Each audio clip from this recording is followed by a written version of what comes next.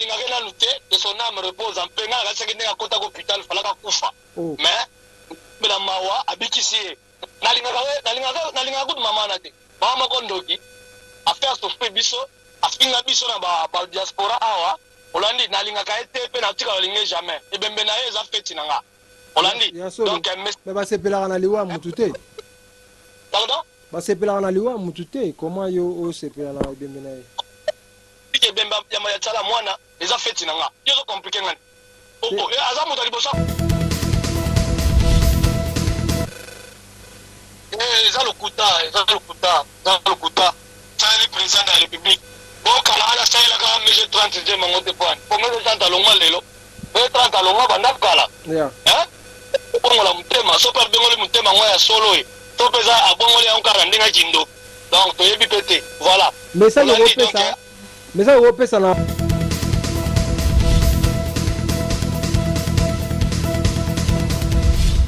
balobi, abonnez-vous massivement. Kin Elengi TV, yango nde makam. Kin Elengi TV. Vous allez faire ce présentateur de l'émission, ça s'attire là que nous avons beau garçon. Yannick Wenge, yonde makam.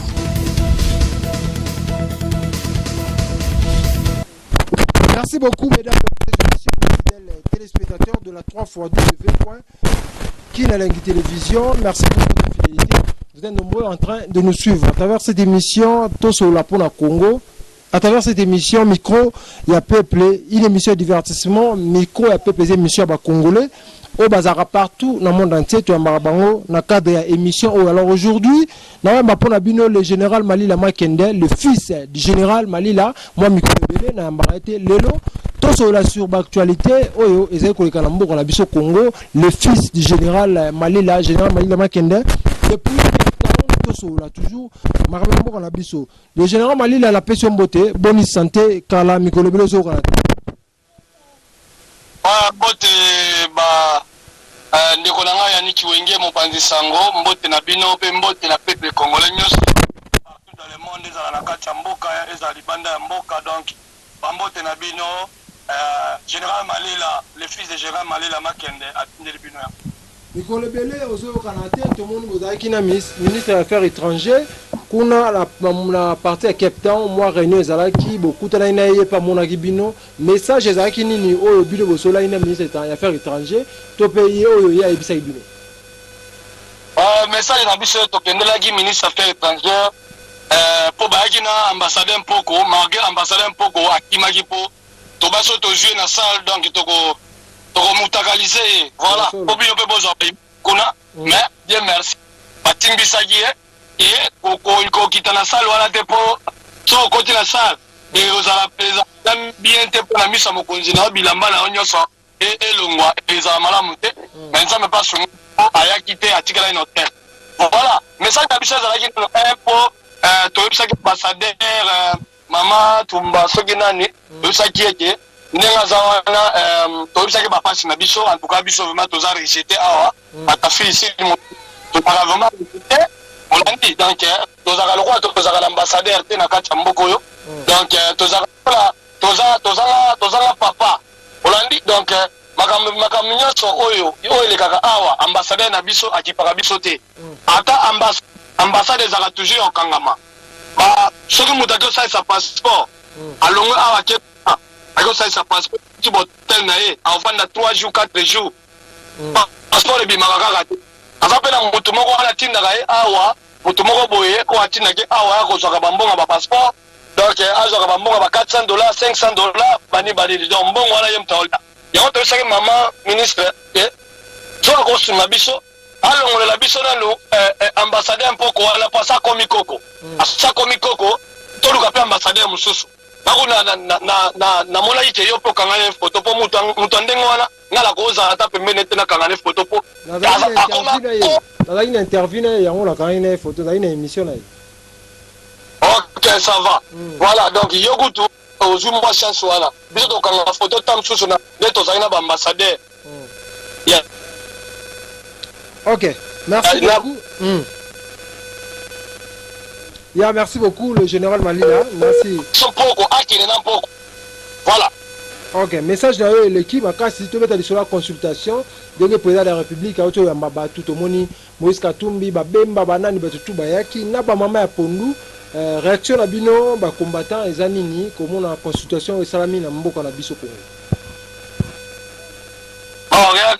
Réaction na eza mabete baza bana mboka toka koyamba ayamba ba nyosto benga kuna féliciter ye nenga yambi bato wana président Mike pasa kuna kisasa abako audience ayamba pe bango mais mingi fa yamba so ba combattre libanda po ayoka ka kolela na biso o to bundela ensemble to bundela combat biso na ye ensemble na ba o ba na fidi ba partout dans le monde ba poto ayamba ka délégation ya ba diaspora ayoka makambo oyo ba diaspora bayeli po biso to vana bana to mona mambebele ayamba ka te ko bazala Congo Moïse Katumbi wana asa ayamba bango de akombele fa olani bapemba wana bayamba bango de akombele fa donc bato mosusu ko yamba bazate ka bango voilà bato pe biso ko to pa na Congo fa yamba pe biso voilà ayoka pe ko le biso voilà dans la minute le président Mike Alomba zakuna azosela bakutana président Fachi.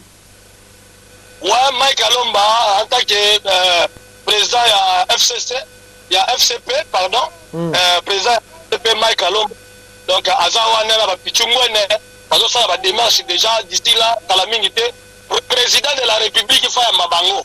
Alors ba combattant, ba représentant, ba combattant ta fin d'ici mon papa. Voilà. Okay. Merci beaucoup le général Malila. Parlons à présent de l'actualité. Nzembo ya ingratitude ya Mama Chalamwana et uti kobima to uti komona rebimi yemba na moko aner na biso echeye maboko par rapport ya nzembo wana balobi saleli yango zambwa kela na mokonzi ya mboka na ebite bino ba congolais nzembo wana esolandi yango pe omoni yango lolenge kani. En tout cas la nzembo wana mama nana na lingaka teste mama moko sorcière. Ya solo. Olandi da oki aza mama moko boye aza misala mabe na kotalika boye moko zomona ke mama moko aza na misala mabe olandi voilà bebisika pour rien olandi po musique yango pe malonga abeta la tsusu wana ezate pa akotala makambo politique voilà na makambo yo nyoso na landi banzembo wana papa ngana lokwa juge président alandi banzembo tongisa ngota eza na ngo kutu eloko ya kobomba te ndi yeah adressé directement à président de la République Félix Tshilombo. Le message le Congo Renard, Mouton Matakanzete, Soukanango Kita, Mouton Alakisi, Abesho Lipa, Lobina Mosoki Bobosani, Nyosowana, Alo Banango, Ipaya, Alobo Kirango Félix, Nyangala Kata, Misuma Vondolowana, Ipoliska Nambe, Pambata, Faba Jardinier, Olandi, Nabandegone Baso. Bapesi mama cha mwana alikuwa zaka lokosa mbongo tenge kofinga na mboka lobala ebo yembela nzembo bwakela ba jeton eza ye somba ipetra na mama cha mwana lobi nzembo wana asaleli yango meje 30 parce que bazaki alena meje 30 akei lokola za ingrat yango asaleli nzembo wana asaleli na président de la République te eza lokuta le président de la République. Bon, quand on a fait la gamme, j'ai 30 de mon côté point. Pour moi, le 30 à l'ongma, l'élo. Le 30 à l'ongma, ben d'abkala. Hein? Pour moi, la mutema, so pas bengole mutema, moi, ya solo. To pesa, à bon, on est encore en dinga jindo.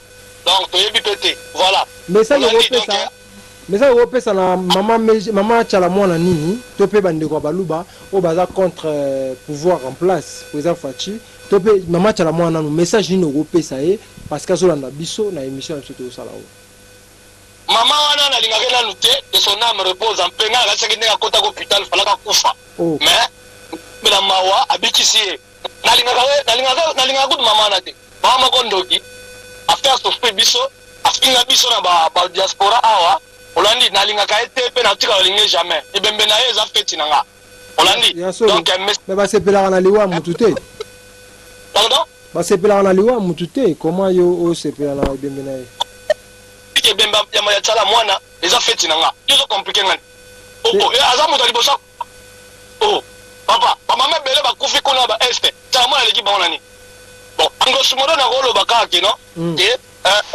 baluba tolingana momoko bakomi na poto entre bango na bango ndeko na bibuba ya Kasai azui pouvoir ata bapesi ye kopesa quand même wana bosoutenir ye bango itoke po basoutenir monoko ya mboka na bango na biso elongo na ekolo me bango faye bapesa bazala exemplaire mais te mbeli na yo moko ezotuba yo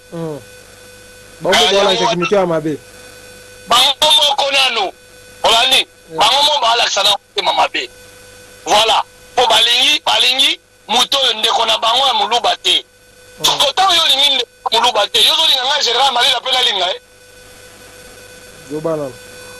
la charité bien ordonnée commence soit par même baki yo moko nano bolingo après biso toza complément d'objet olandi donc toza bato oyo tozoya comme tokoya te mais bino nanu baluba fo bolakisana bolingo antake bino moko bokomi ennemi ya ndeko na bino moluba siko bozolinga babokecu basele jino Denis Mukendi na banani oyo badongo tolinga jamais olandi bango moko azala nanu exemplaire tala mwana za moluba siko eloko kolinga futi feli apréféré akumisane rwandais ke ndeko na ye ya Kasai mama ndoki que son âme repose en paix akufa bakanga ye justice esala justice bango oti lelo baondima te ke Félix yango aza na pouvoir siko Félix yango alakisa bango ke justice voilà. Ok, merci beaucoup. Pesa moi message pour toi kabana avec moi actualité wana to ngato sur la mokolo lelo. Pesa message na bandeko bazuli baku ya otala biso na bambote pour toi kabana lelo. Message na ngeza na pena peuple congolais to lingana. Merci na yona no Yannick Kwenge, Bibi Mbombo. Merci na bino tout. Voilà, Nicole Malila na Paris, ba bébé Malila, Pipo Malila na États-Unis. Merci na bino. To lingana nanu. eloko aliboso ezala tolingana tosoutenir mwana wana tosoutenir ye poso tosoutenir ezala malamu ke tokoma ennemi na ye soko fo tolakisa mpena opande na kati arme barwandais baleki bakomi bagénéraux baza ebele kolongola bango fo tolakisa mpena ke non kanambe c'est rwandais tant so yeba te fo tolakisa mpena ke moi na kaka kokolo wana barwandais batondi wana fo pa évacue tango tolakisa eloko te yango topese bakombo moko boye baqualificatif moko boye oyo toqualifie na bafaçon to étiquette ok, merci beaucoup. Mais après consultation yo sengi nini boya dissoudre par parlement to ke nkara na gouvernement wana o ezarara kwa mbrier en tout cas ça pour dissoudre le Parlement, c'est le pouvoir de Félix est dans l'enveloppe. Il faut recommencer Makamoutou à zéro, papa.